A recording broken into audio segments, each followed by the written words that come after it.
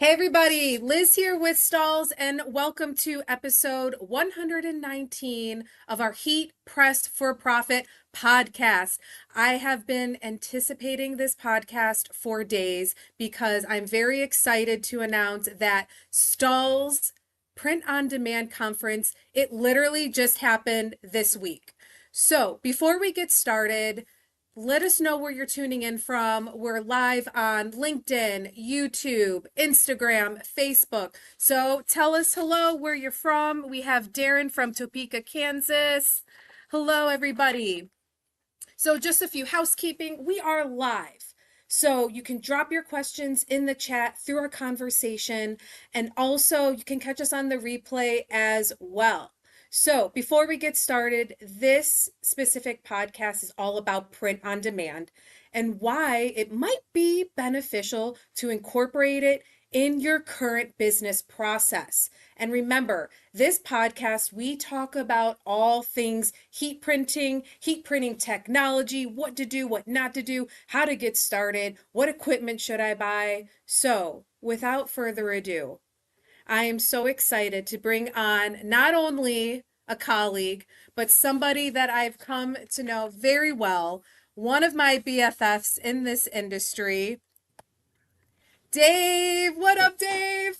What's up, Liz? I'm always thrilled to be here with you. Thanks for having me on the podcast here today. Absolutely. I'm so happy to have you. And you what, just got in this morning? Last night, got back in from West Palm Beach. A wild ride of a week it was. It seemed like it went by in a flash. And I mean, it's nice here in Ohio, so I am not complaining. But the weather in West Palm Beach was a little bit better than it is here now. I'm so jealous. The pictures look beautiful. I'm like, oh, I'm having FOMO.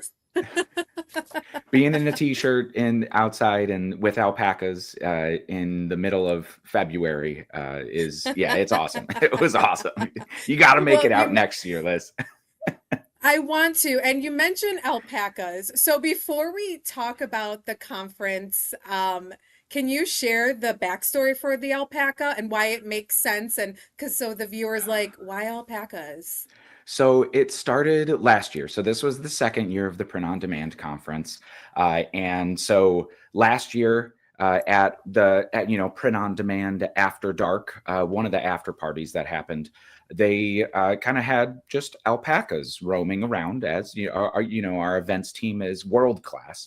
And they had alpacas, and it became this like viral moment that everybody needed to take a photo with the alpaca. So this year, when we announced the Print on Demand Conference 2026, the rallying cry was "Alpaca your bags." So it started this viral trend, and Rusty Pepper from Taylor on Demand, he's the head of global partnerships. He's a humongous champion for the print on demand industry and a great friend. And so he posted an AI created image of him hugging an alpaca and said, I'm alpacking my bags.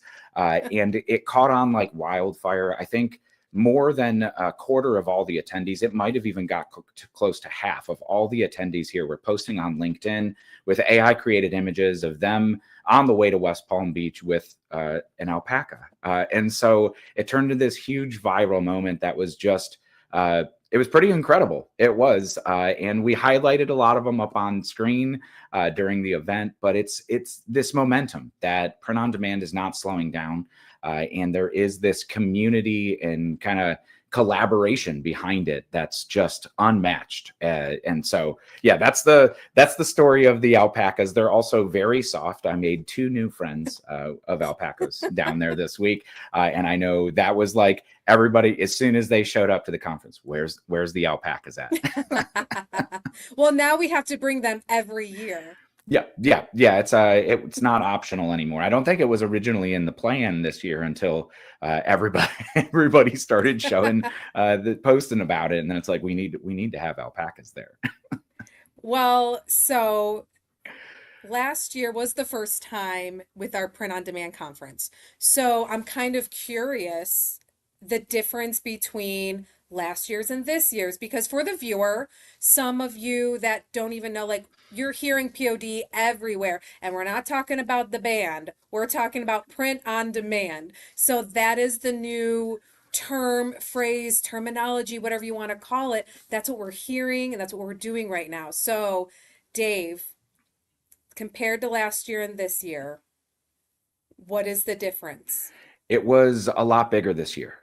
So I think there was 100 or so more attendees, and the event sold out very, very quickly. I know there was overwhelming demand, but there was standing room only in the conference hall where the content was. Wow. A lot of it last year and this year, like my favorite part of it is truly the collaboration and networking. The event is, I want to say, 40% on stage, curated, presented content from a wide range of voices in the industry, from those who have been doing it for 90 years in the industry, like some folks at STAHLS have, or STAHLS in general have. But then also we had a section for emerging innovators this year, which were kind of brand new voices to the industry or the print on demand segment of the industry, and how AI could be utilized for everything from sales to artwork to mock-ups to operational efficiency, and then even like robotics. So in-plant robotics that truly allow you to scale with that efficiency and it's not replacing people too. There was a lot of sessions around even using, the right data and using AI for formatting or these administrative tasks that could easily be automated, or even sales, but you still need that certain level of human element into it too, to verify the data and verify it's correct, right? And utilizing it in the correct way. AI is not going to understand fully about your business or your customers right now, but how do you take everything that could help you with AI, with those efficiencies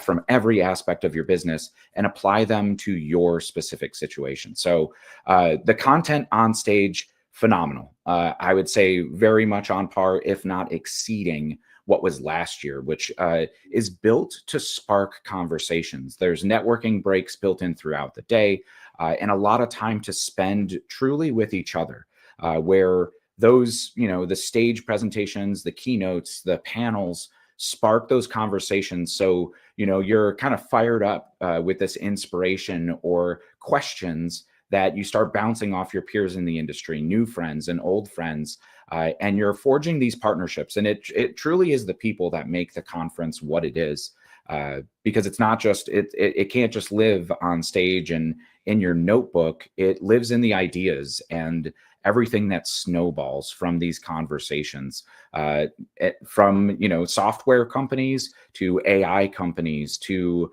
apparel suppliers to equipment manufacturers to decorators, right? Even promotional products distributors. And there was a great presence from ASI as well, with Ryan and Teresa there.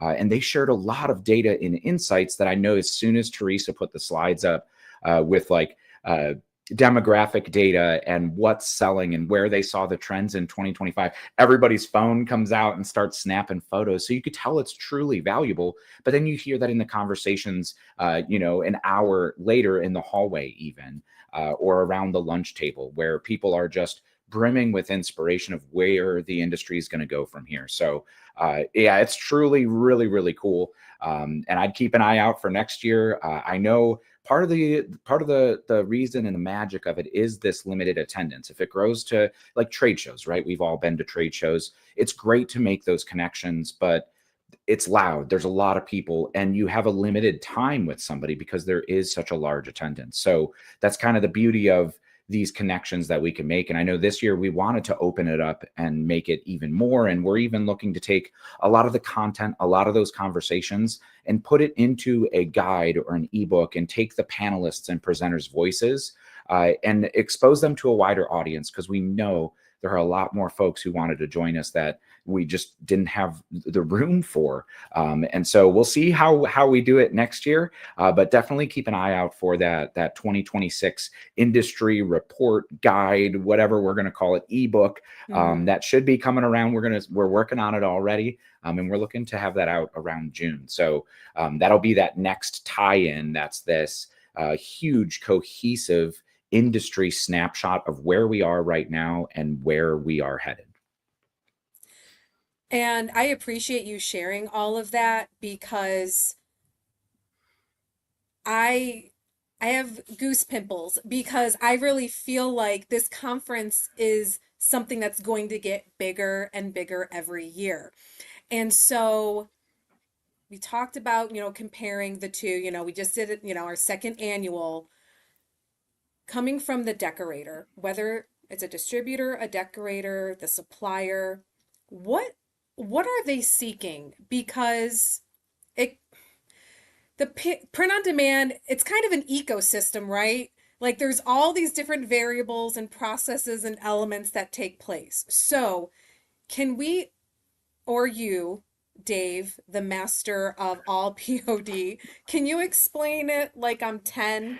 Yeah, yeah. Because we've talked, I want the viewer to know because Dave and I, we've been working together for a while. And in my opinion, with print on demand, I'm like, well, you just have your heat press, your blanks, and you're already print on demand. But Dave is like, well, Liz, XYZ. Yes. Well, 100%, right? You hit it right on the head there. That print on demand is not this this magical alpaca that lives out here, right? Print on demand is simply where fulfillment meets demand on time every time. And that's in any quantity. Because there is this notion for the past 10, 15 years that print on demand is, oh, it's just one-offs here and there. And yes, that is a portion of it, but it truly is also bulk orders. It's solving the challenges for your customers, whether you are a decorator, distributor, or even like a team dealer, right? Because number one, you're putting convenient ordering at their fingertips. I remember I've been in the print industry over 15 years now. And 10 years ago, I remember getting asked, hey, could we do a company store? Customers don't want to take everybody's sizes and collect everybody's money to make a big bulk order. They want the convenience of here's a link, go buy your own stuff, right?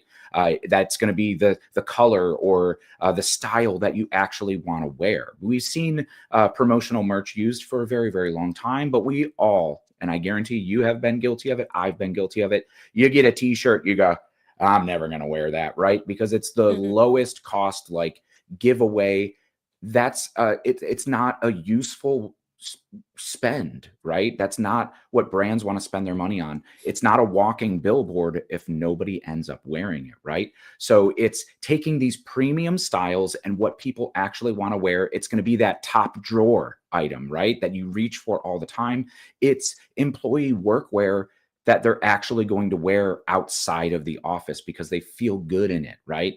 And then that becomes this, it's not a expense then, it's promotional power. It's the walking billboard. So that's what customers are looking for. Of course, now it's product assortment. So it's grown far from just the standard t-shirt. We've seen a huge increase in embroidery, of course, DTF, right? Changing the game. And hard goods, right? Like drinkware. I have, a decorated mug here, or technology products, right? Where you could have useful items that are being that promotional brand impressions, or even then say headwear, right? And doing dimensional emblems on demand like we have with our Liquid 3D, but also embroidery or whatever it may be, giving those options to a customer in a very easy, convenient ordering process, and also quick.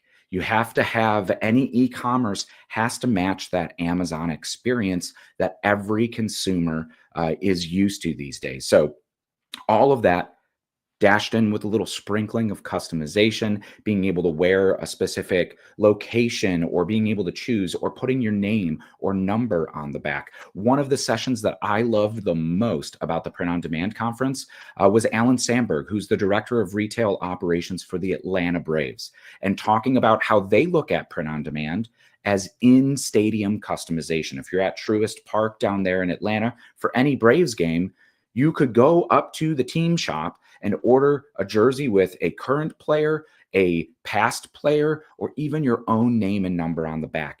And the way that that transforms from just a item to a experience for their fans is almost magical.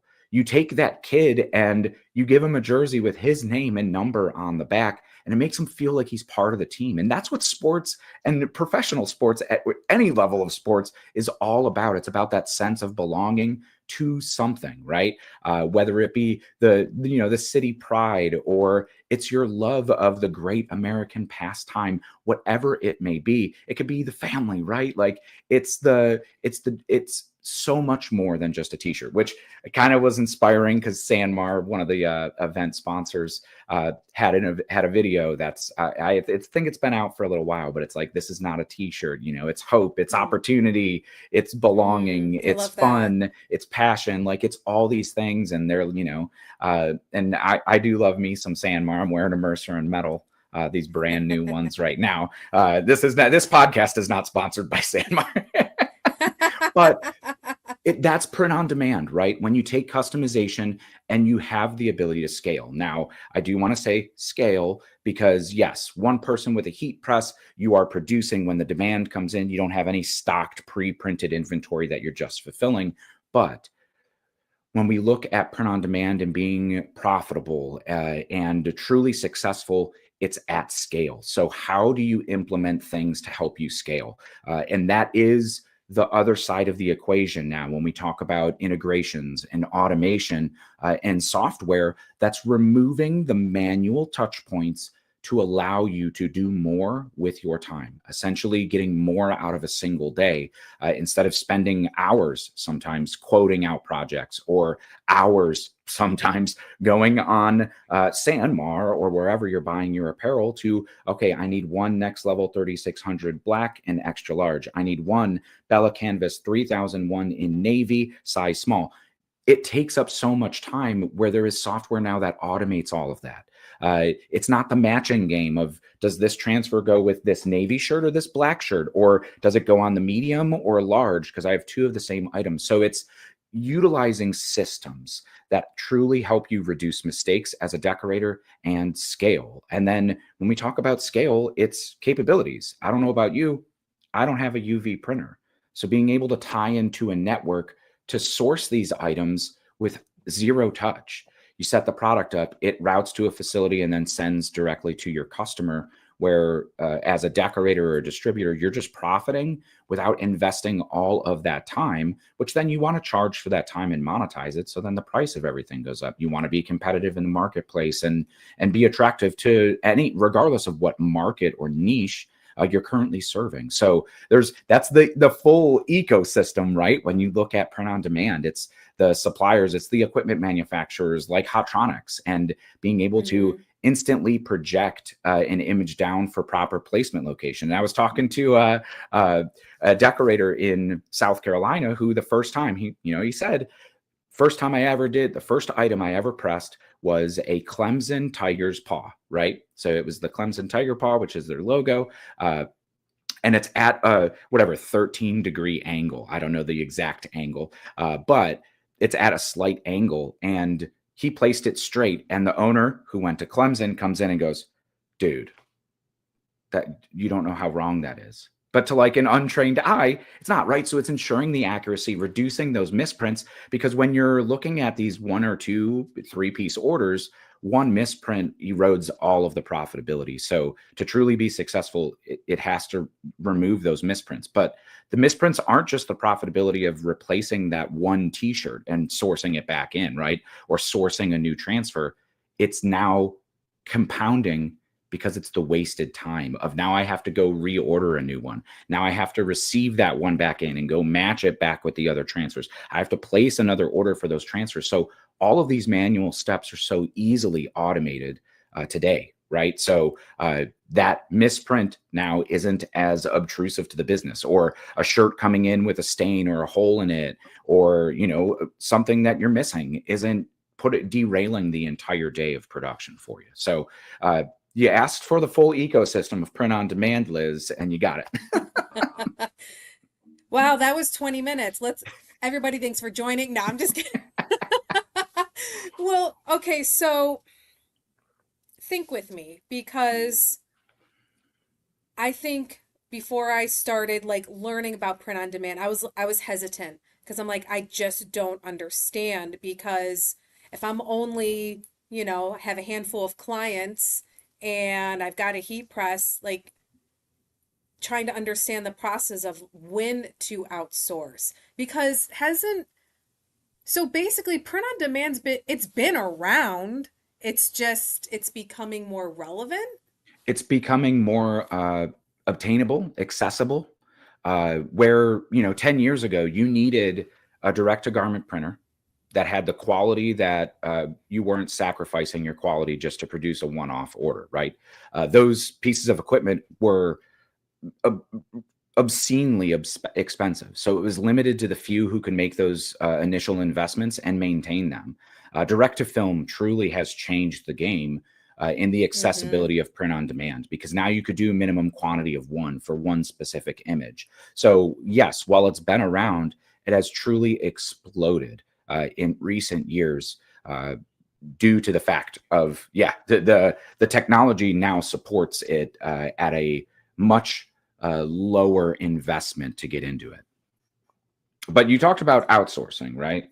So I do want to touch on that too, Yes, because please. I've talked, I've been educating decorators and distributors now for the better half of a decade here at STAHLS and attending a lot of conferences, doing tons of shop visits and attending conferences just like the Print on Demand conference, right? But one thing when decorators are just starting out or distributors are just starting out, they go, well, what should I buy? And a lot of it, I love the DIY spirit, right? That's how I got into the printing industry. But if you could start to build that volume, go out and get customers. You start with one or two customers, give them the solutions that they're looking for, right? So one of the shops that I worked for in my tenure in the printing industry back 10 years ago, those people were asking, hey, could you guys do online stores? Well, we were a contract printer. So it was, no, if you don't have an order of 24 or more and artwork ready to rip and all the sizes and garment information that you want, hit the road, Jack. Like, that's not what we do. Well, you could go online now and just easily Google search who could stand up online stores for me. Or there's solutions where you could stand them up yourself, right? So those customers didn't just go, oh, you're right. Here's my $10,000. Let's place our big bulk order that we always do. No, they went and researched and found somebody else. And then when it came time for that big event or that big bulk order, the holiday gift that everybody gets, right? Like that went to the shop that was already servicing them with their on-demand online store needs, right? So like that's something that you have to adapt to what the customers are asking for, and they have been for a long time. It's just easier than ever. But when you look at, do I need to do it in-house? Do I need to outsource, right? Leveraging a network of decorators. Number one isn't just speed, because you could reach a customer faster. If somebody orders from me, in California, I would rather have it be produced in California and shipped to them because it's going to reduce 2-3 days of transit going across the United States. So we have that efficiency of speed. Then you also have the efficiency of capabilities. If you only have a heat press, that's great. Fantastic. Service the customers who are buying those orders that make sense for you to have in house. But when they go, hey, do you know anybody who could do some custom coffee mugs? You could say, yeah, we do. Hey, do you have somebody who could do some custom printed water bottles or some embroidered hats, or we want some Carhartt jackets with embroidery on them, right? And you don't want to go invest in an embroidery machine. You could still say yes and outsource that. One of the shops that I worked at, right? Another shop, they are a contract shop. They, large, they're set up for volume production. They don't want to staff for having single piece orders. They have a direct to garment printer, but they use it for prototyping. They don't want to deal with running that for production or staffing for it. So they still focus on the contract work, and they run online stores utilizing Fulfill Engine and just outsource all that work. So they could say yes to customers, and they don't have UV printers. They don't want to buy a laser engraver, but they could sell those products and profit with them at zero touch to them. They set the product up in any quantity, whether it be one or whether it be 1,000.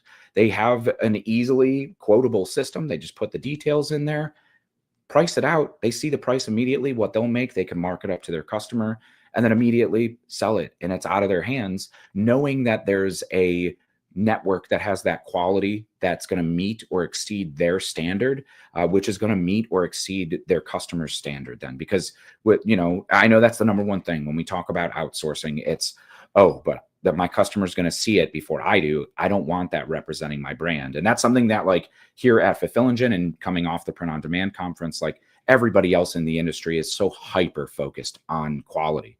Because if the quality, if the customer doesn't like it, and it doesn't meet their expectations, everything falls apart. Ross from Brand Sauce did a whole presentation about it, about the entire experience from ordering to even opening the package. And he said something that kind of stopped me in my thought process and said, when that item arrives and you open the box, that whole experience of it. But he had an example of a customer named Bailey, and that the whole thing was a look at this entire ordering process through Bailey's eyes. And he said, it stops and goes, their true question is, does Bailey take a picture of this when she opens the box? Does she snap a selfie wearing it and send it to her friends, right? Like, we have the power to bring that experience to people. And that's something that Print on Demand truly allows. But so that's a little bit of a long-winded answer all about it. But outsourcing, absolutely. Build the volume and focus on growing your business, right? It's something I was guilty of, is being a sole proprietor when I was decorating shirts for bands and local businesses. There's only so much. You're limited by your time and your capacity. And, maybe you don't have the profit margins to go out and hire somebody. Go build the sales volume so that you can then go hire somebody, or build the sales volume so you can invest in that, upgrade of a heat press or an embroidery machine or whatever your business goals are.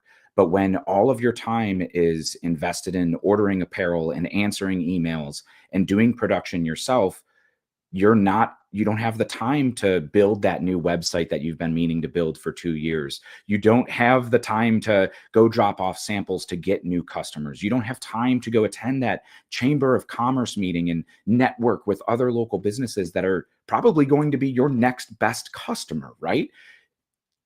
Use systems to get your time back while still building your sales, and focus on growing your business instead of chasing the chaos all around, right? Yeah, and I'm curious, Dave, at the Print on Demand conference, everything you're sharing, it's very empowering. And I think, I totally understand, like, learning that system. We use the word scale a lot in this industry. When to scale, when to get processes in place. And I'm curious, the attendees that came to the conference, were they mom and pop places? Did you have anyone brand new? Like, who was the main customer?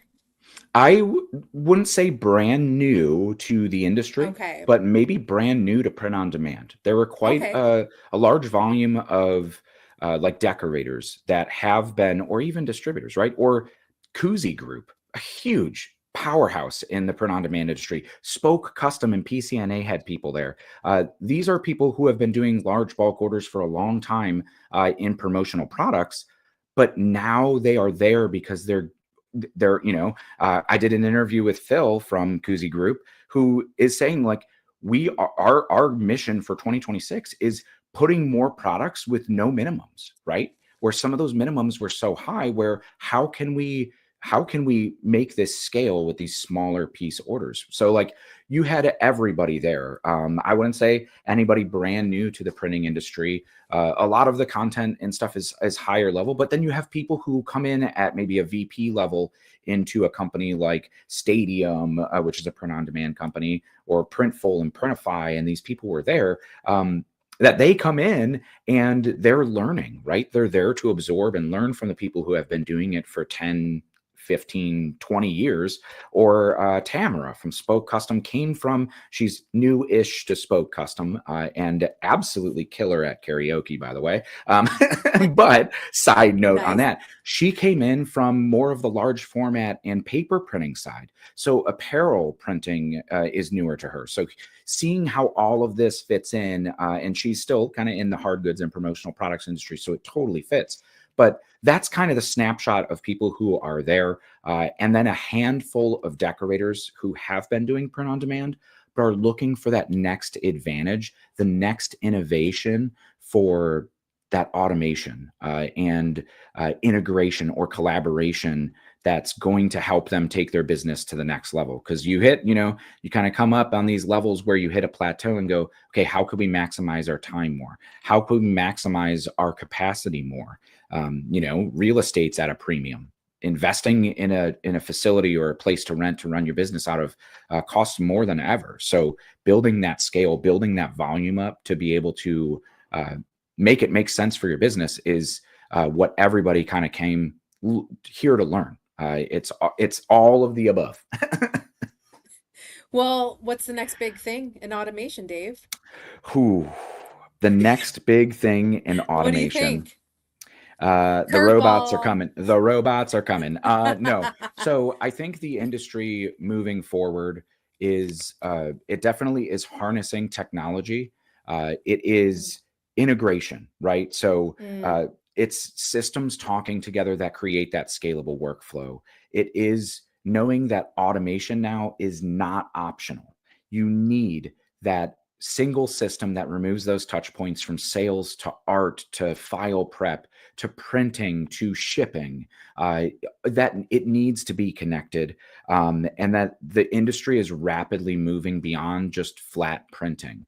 I was talking to Kevin Yerkes and the entire US Colorworks crew, and they said like Q4 hard goods, drinkware, laser engraving, and UV printed items absolutely took off, where they have been predominantly, an apparel printer. They've done a lot of t-shirts and huge embroidery capabilities from both on demand and then their bulk department as well. But they invested in UV printers and laser engravers, where they're doing everything from cutting boards to jewelry on demand in single pieces of one and shipping it out within 5 days.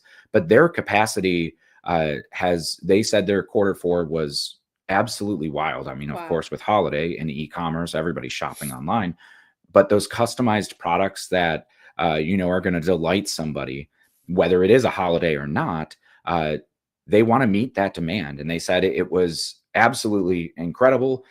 They were able to find little spots in their process that they could tighten up and hone in, because when you max out the capacity, it exposes those cracks. But that's one thing I've always adored about the entire leadership team at US Colorworks, Rodney and Tony and Kevin, is that they are always looking to continuously improve. We have that great video on STAHLS TV where we did the heat press transformation and visited them.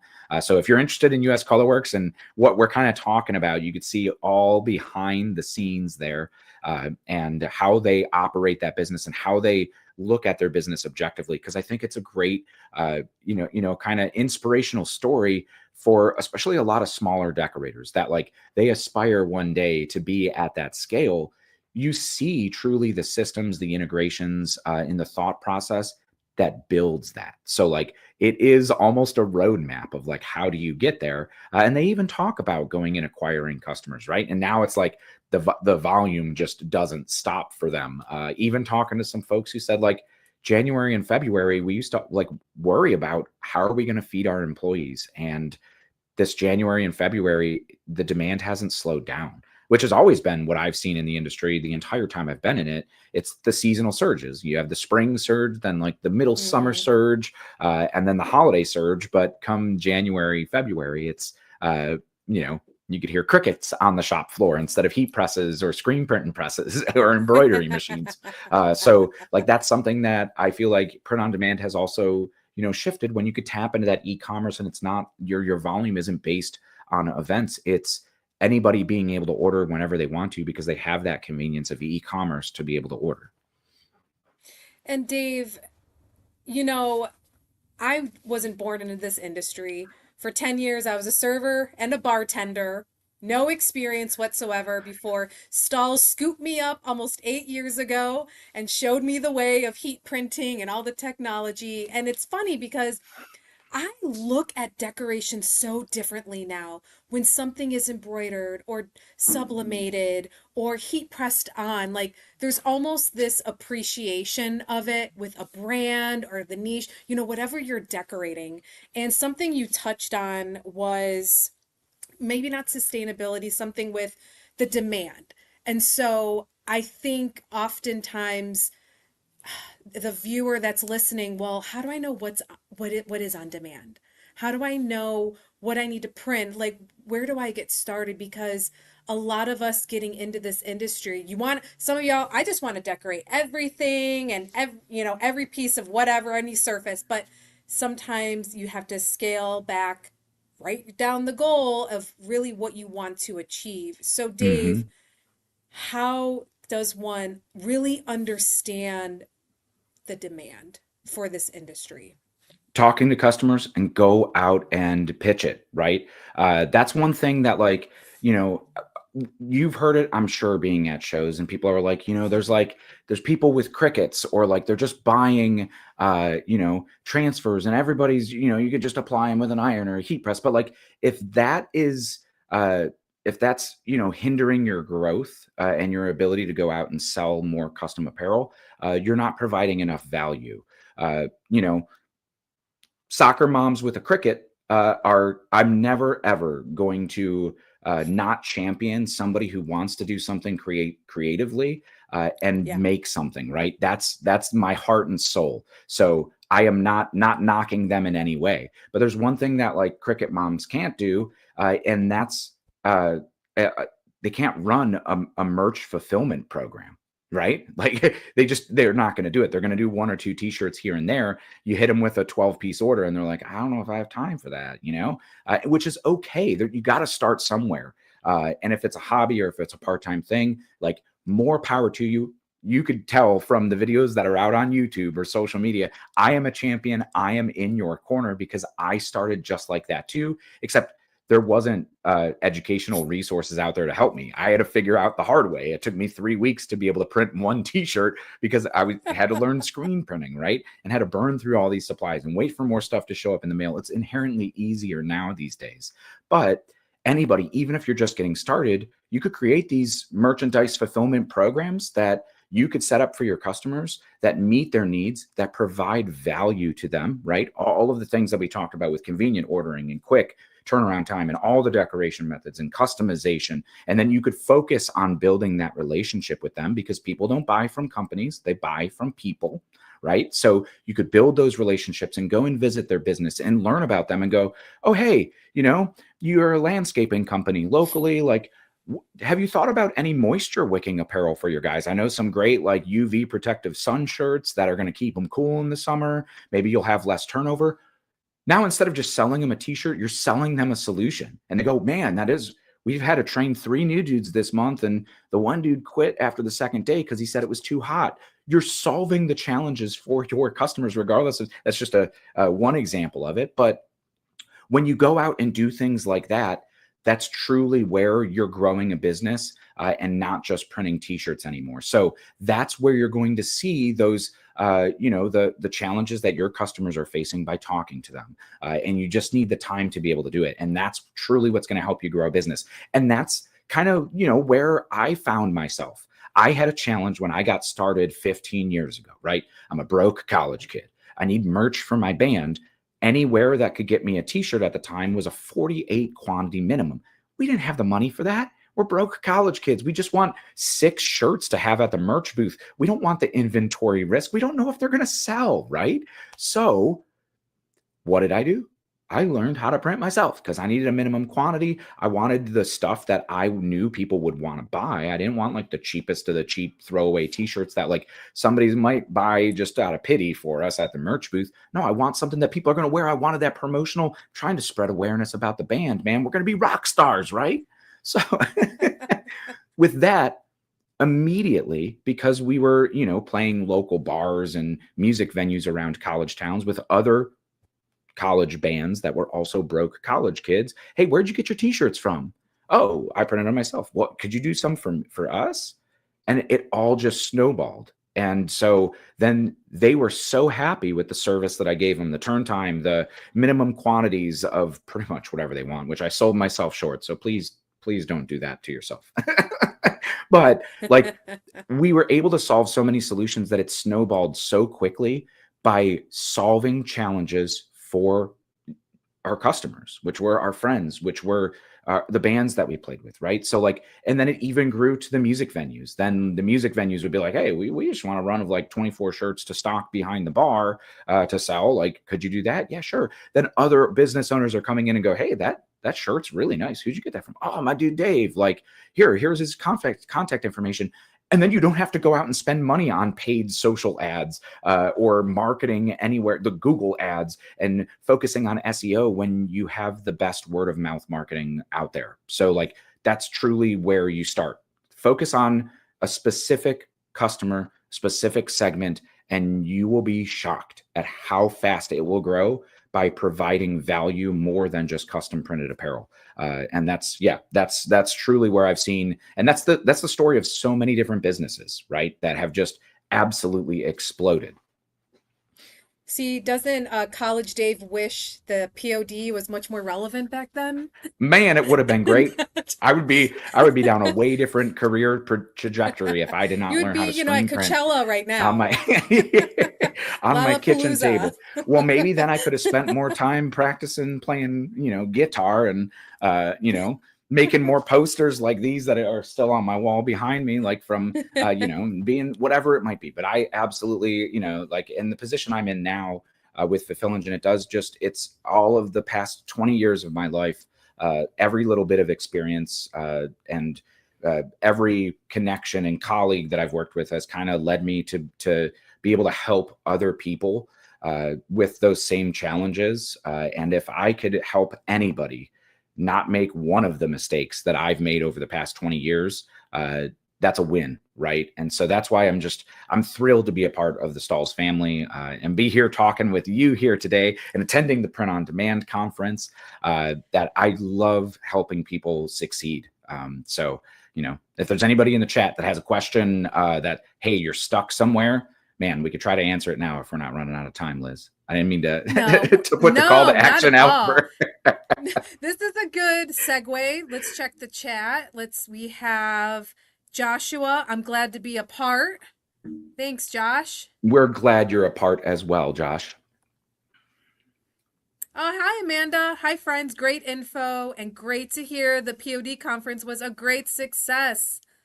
Yes. Great success.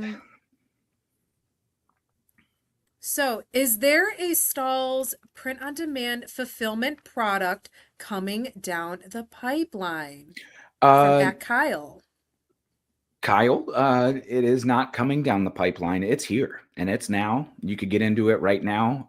STAHLS Fulfill Engine is a piece of software, but it's more than just software. So you could get into it at 3 different account tiers, whether you want to decorate in-house with a full decoration suite, it's scan to print, it's integrations with your apparel suppliers, so things just show up to your door automatically, or you could use it to outsource apparel and run web stores, but all of it is connected end-to-end automation. So once you set something up, it is zero touch. If you want to send it to the network, even if you want to decorate in-house, you could have them automatically source to you, show up. It assigns it a QR code to scan to print. It shows mock-ups on screen. When you go to set up a product, all the t-shirts are measured by our team. So when you say that logo is 4 inches wide, the logo shows up 4 inches wide. Even if you just want to grab artwork and say left chest, it snaps it to the sizing that's predetermined for the item. If there's a pocket here, it puts it in the right location and it builds a mock-up immediately. So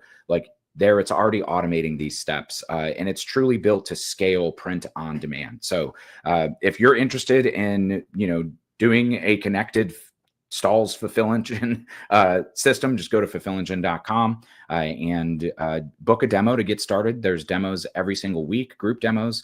And then if you want to talk one-on-one with one of our technical reps and talk through the solution, it integrates with its own white label web stores. So there are web stores that you get unlimited web stores at regardless of what account that you come in at, what level you come in at.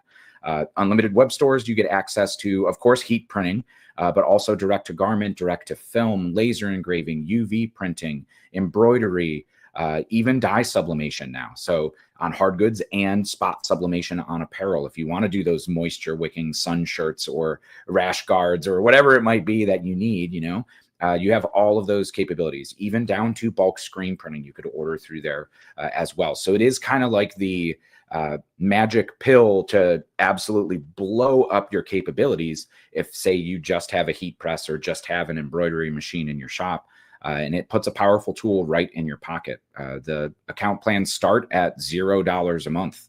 And it just depends on how you want to use it. So it is free to book a 30-minute demo and learn more about it, regardless if you want to use it to sell and then still do your bulk work in-house, or if you want to do it and you're running the capacity and you're going to jump in full, 2 feet first into print on demand. And you want to decorate in-house and have you have an embroidery machine, you have a laser cutter, you got a heat press, anything, right? So it is built to fully hit the gas on your business. Put it in the fast lane, Thanks. right? Thanks, Dave. Another question from TNP T-shirts. I'm stuck with getting consistent customers as a home business. Will this help my business? Yeah, I'm sure it would help your business, but it's going to allow you to go get more customers and spend time doing those marketing outreach, or giving you the ability to order samples that are going to wow your customers, right? Like the tech items that they're actually going to use, right? You call up a local business and one that is going to order a lot. I would try to focus on a specific niche that you already know about. I always used to say, like, start with things or services or businesses that you already frequent, because then you know them as a customer. You kind of know what you like about them, whether it be a landscaping service or whether it be your local library, right? When they go, hey, we're doing the bookathon this year, we do need t-shirts. Hey, I would love to be able to quote that for you. Here's a sample of my work. Maybe you drop off one of these with your logo on it, like something that's going to be useful, that's going to wow. You could usually get most of the information from joining a local chamber of commerce, which you could do from home business, or just going and asking AI. There's AI programs now that you could be like, give me, all of the library or bookstores within the 30-mile radius of me, and then go make it a point to go look up the owners and go visit and say, hey, I'd love to talk to you. I'd love to book 30 minutes 30 seconds on your calendar. I just want to come drop off a gift. I'm going to be in the area. And 9 times out of 10, somebody's going to say, oh, a free gift. Yeah. But you stick to the 3 minutes. It's not a sales pitch. It's an introduction. And think of it as just building brand awareness and getting somebody to see you for the first time, and dropping off a gift that they're actually going to use and hold on to, instead of just like, here's a t-shirt. Cool. I already got 9 million t-shirts and I wear button-ups. So this is not relevant for me. Give them something that's going to be relevant for them, that's going to stay top of mind. And kind of funny, and a perfect example of like a marketing outreach, just at the Print on Demand conference this week, one of the last shops that I worked at, we did full service printing. So it was like even paper printing, stickers, banners, anything that you needed ink on, we did it. But we happened to be talking, and I mentioned the name of the company to somebody I was talking to, and they go, wait, you guys made rulers about 10 years ago, and I have 4 of them on my desk that I do not let leave my desk, because everybody uses them every single day when they're measuring shirts to see what size it's going to look like, because it's a ruler that we made specifically for, like, even on the back, it had all different font sizes printed out and ink drawdowns. So it's relevant for people who are buying print or printing t-shirts. And so we made this ruler, and he was like, wait, you did that? And it's like, yes, that's the mission, right?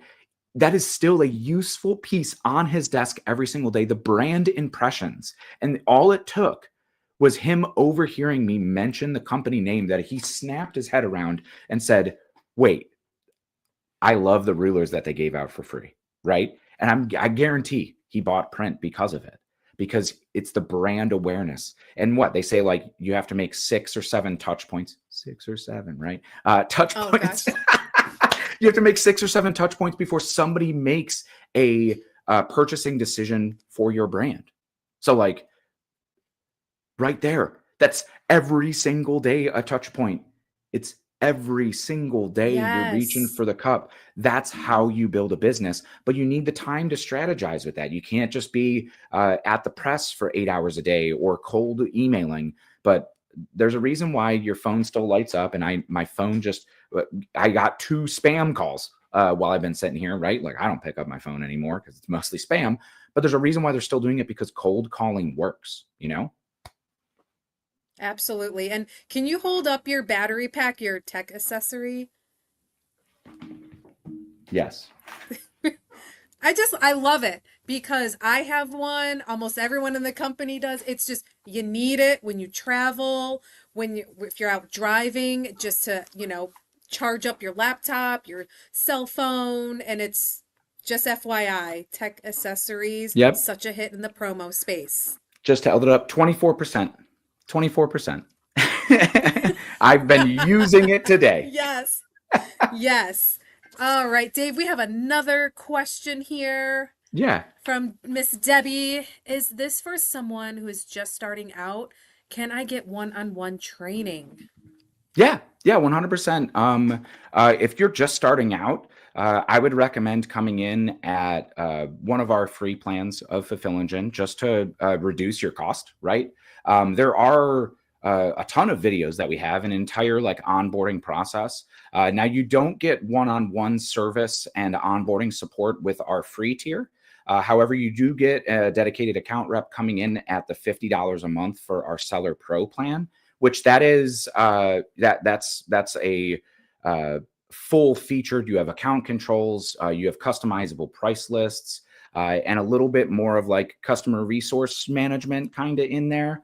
But still, like $50 a month is a very low expense when you even talk about having a Shopify website that on that grow plan could be $80 a month. Or if you're paying monthly for that plan, it could be, yeah, what, $45 a month, but it's not automated fulfillment that's letting you scale and make money. So definitely something that takes some consideration to it. But we do have the training all through it. And if you do want to book a one-on-one call just to learn more about it, you absolutely could. But likely a group demo or watching a couple videos, and we're making more as I speak to be able to make it easier for anybody to come in and be able to essentially you have every decoration method at your fingertips to outsource the decoration. And you have a webinar coming up on the Yeah. 25th. Great shout So, out there, Liz. Sure do. Yeah, next week, a webinar all about it. So, Debbie, I would say come next week, sign up for the webinar. You'll find it on stalls.com. And we'll talk for an hour all about building stores and ways that you could set up different products and really truly build your business by leveraging the network decorators that we have. There's 12 coast to coast, including those, some of those large promotional product companies that I mentioned, like Spoke Custom or Koozie Group are also in there as well. excellent. She had a quick follow-up. Thank you. And what is a number that she can call? Is there a link, Carly, you There, can drop there in the is chat? it's fulfillengine.com. Click on the get Okay. started up on the right hand side, and then you'll book a time on the calendar. We don't necessarily have like a phone number that you could call like Stalls does. But yeah, we're more than happy to help virtually or book a time to get on a one-on-one call. Excellent. Where's the ruler? Oh, I've got some here. The guy I was talking to is Stephen Farrig from Campus Inc. And the NIL store. Yeah, he he was like, dude, if you got more, man, I'd love to stock up because when somebody takes one, I chase them down. He's like, I've got them all returned, but sometimes it takes months. I'd love to have a backup plan. I love the storytelling, I gotta Dave. find him next time. Next time I'm on a podcast, I'll be sure to have one handy. I don't have it on my desk anymore. Bring it to the webinar next week. Yes, yeah, I'll bring it to the webinar and unfold it. It's like this big trifold. It has marks on it for like this is the standard width that you should print. This is your maximum height for most things. This is your maximum height if you're printing on hoodies, and all of the ink drawdowns and font sizes and yeah, everything fun on the back. That is really cool. So, as we close, Dave, again, thank you for your perspective. You are always such a joy to have on the podcast just because of your passion and the tenacity you have for this industry. For the viewer, you're watching this or you're listening to it. Dave is one of the most genuine people in this industry. And I don't just say that because he's a colleague and a friend. He sleeps, eats, breathe. Like, I don't even think he goes to bed. I think he may get like 48 minutes of sleep and then he's back at it the next day. So, with that being said, Dave, do you have just any piece of advice before we conclude? Um, just do it. Passion is going to beat perfection every single time. And I've kicked myself in the butt for a long time just to not get started. Take action. Anybody could have a great idea. It is a very small amount of people who could effectively take action and start doing. So, regardless of how big or small of a leap, just do it. And you're going to see that a it's a lot harder to get the stone rolling, but as soon as the stone is rolling, it's a lot easier to let it go faster. So just if you're thinking about getting started, or you're thinking about hey, I do want to expand my business but I don't know how to do it right. Nobody's an expert. Nobody is an expert when they get started. You have to just get started. You're going to learn, continuously be a student. And like, I learned so much this week. The theme for my 2026 is learning, is that I want to learn. And like, that's how you get better. So, but it's taking that action. It's taking that step. It's, maybe jumping out of your comfort zone a little bit and saying, yes, I'm going to sign up for that Impressions Expo in Atlantic City. And I'm going to go talk to people. I'm going to go take these classes, right? It's just anything like that that's going to get the ball rolling. Get the ball rolling. Wise words. I think we should just end this podcast right here. But before I hit the end stream tab, just a quick FYI. If you like what you see and you want to see Dave and myself live in person, come on down to Fort Worth, Texas in March for the ASI trade show. We're doing education. We have a booth set up. So come talk to us. Let's chit chat about your business, offer solutions, talk more about print on demand. And a couple more things in the chat that just popped in. Debbie, thank you, Dave. You're very informative. Happy to help Thank you. anytime. Thanks, Debbie. Scotty says, hi, friends. What up, Hey, Scotty? friend.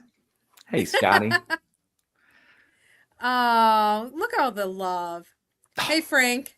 Dave is the Frank. man. He is. Dave is the goat. Frank was just down at the Print on Demand conference as well, and I feel like I didn't get my regular dose of Frank. That I love me some Frank. I do too. Frank I wish is we had awesome. more time to spend together. Yeah. Frank, come to Fort Worth. It's not a far drive for you, Frank, right? No, he's in Houston. I know. All right. So thank you everybody for tuning into this podcast. Like Dave has mentioned and myself, we are here to be partners with you. We are absolutely passionate for what we do in this industry, and our goal is to help create confident and capable decorators all around the globe, all around the world. So, thank you everybody for tuning in. Dave, always a pleasure. I will Always see a you pleasure, soon. Liz. Thank you for having me on. You are so welcome. Bye, everybody, and we'll see you on the next podcast. Bye, everybody. Thank you.